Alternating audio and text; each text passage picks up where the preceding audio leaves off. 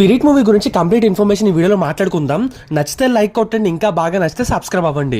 ఇంక ఓపెన్ చేస్తే spirit movie నుంచి దీపికను ఎందుకు తీస్తారంటే తను రెమ్యునరేషన్ ఆల్మోస్ట్ 18 కోట్ల వరకు తీసుకుంటుంది. ఇంకా అది మాత్రమే కాకుండా ఈ సినిమాకి సంబంధించి ప్రాఫిట్లో ఒక 3% వాటా అడిగిందట. అది సందీప్ రెడ్డి వంగకి నచ్చలేదు.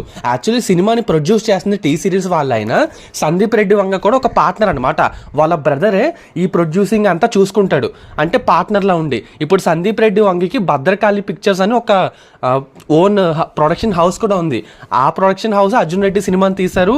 ఆ తర్వాత తను ఏ సినిమా తీసినా వాళ్ళు జాయింట్గా పార్ట్నర్షిప్ చేస్తారనమాట. సో ఇప్పుడు 3% వాటా హీరోయిన్కి ఇవ్వడం అనేది సందీప్ రెడ్డి వంగకి నచ్చలేదు.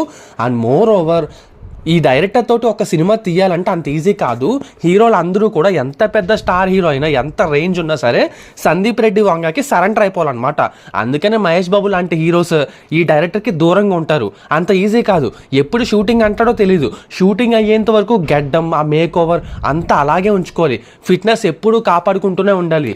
అండ్ చాలా వైలెంట్గా కనిపించడానికి బోల్డ్ అని టేక్స్ తీసుకుంటాడు. అంటే ఒక సీన్ని ఒకలాగా కాకుండా రకరకాల వేరియేషన్స్లో తీస్తూ అండ్ దానికి కనీసం ఒక ప్రతి సీన్కి 10 టేక్స్ అయితే తీసుకుంటాడట. దీనివల్ల యాక్టర్స్కి చిరాకు వస్తుంది కదా. సో అందుకని ఎక్కువ మంది సందీప్ రెడ్డి వంగని ప్రిఫర్ చేయరు, తనకి హిట్స్ ఉన్నా ఇంకా ఏదైనా సరే. అండ్ దీపికా పదుకొనే కొన్ని కండిషన్లకి ఓకే చెప్పిన, కొన్ని కండిషన్లకి ఓకే కాదని చెప్పింది. సరేలే ఏదోలాగా అడ్జస్ట్ అయ్యి ముందుకు వెళ్దామంటే ప్రాఫిట్ షేరింగ్ 3% అడిగేసరికి ఇంకా సందీప్ రెడ్డి వంగ పక్కన పెట్టేశాడు. అసలే మా నోడికి బాగా యాటిట్యూడ్ బీభత్సం కదా, అది మీకు ఆల్రెడీ తెలుసు. అండ్ ఎప్పుడైతే తను బయటకు వచ్చిన దాని న్యూస్ వైరల్ అయిందో 24 అవర్స్ తిరగక ముందే తన సినిమాలో హీరోయిన్ ఎవరు అఫీషియల్గా చెప్పేశాడు. అండ్ తనైతే డెసిషన్స్ చాలా ఫాస్ట్గా తీసుకుంటాడు కొన్ని సందర్భాల్లో. తన ఈగో హట్ అయితే అందుకని తృప్తి దిమ్రీకి ఓవర్ నైట్లో ఛాన్స్ అయితే ఇచ్చేశాడు భయ్య. అండ్ దీనివల్ల కొంతమంది కామెంట్స్ చేస్తారనుకోండి, అంటే తృప్తి దిమ్రీకి సందీప్కి ఏదో ఉంటుంది, సో వాళ్ళు ఏదేదో చేసుకుంటారని సంథింగ్, దాన్ని పట్టించుకోవద్దు. కానీ ఇంకా ప్రభాస్ విషయానికి వద్దాం. ప్రభాస్ ఈ సినిమా షూటింగ్ని ఎప్పుడో ఇయర్ స్టార్టింగ్లోనే మొదలు పెట్టాలి. కాకపోతే ఎందుకు మొదలవలేదంటే మన సందీప్ రెడ్డి వంగ షూటింగ్ మొదలైన తర్వాత గ్యాప్ ఇవ్వరని చెప్పాడట. అంటే షెడ్యూల్కి మధ్య జస్ట్ 2-3 డేస్ హాలిడేస్ అయితే ఉంటాయి, కానీ ఒక 1 మంత్ గ్యాప్ తీసుకోవడం, 10 డేస్ హాలిడేస్ లాంటివి ఉండవు. నాకు కరెక్ట్గా ఒక 90 డేస్ మీ కాల్ షీట్స్ ఇస్తే, అంటే ప్రభాస్ 90 డేస్ షూటింగ్కి వస్తే మొత్తం మీ పార్ట్ అంతా, అంటే సినిమాలో ప్రభాస్ ఉండే సీన్లు అన్నీ తీసి పడేస్తాను, నాకు కంటిన్యూస్గా మీ కాల్ షీట్స్ కావాలని చెప్పారట.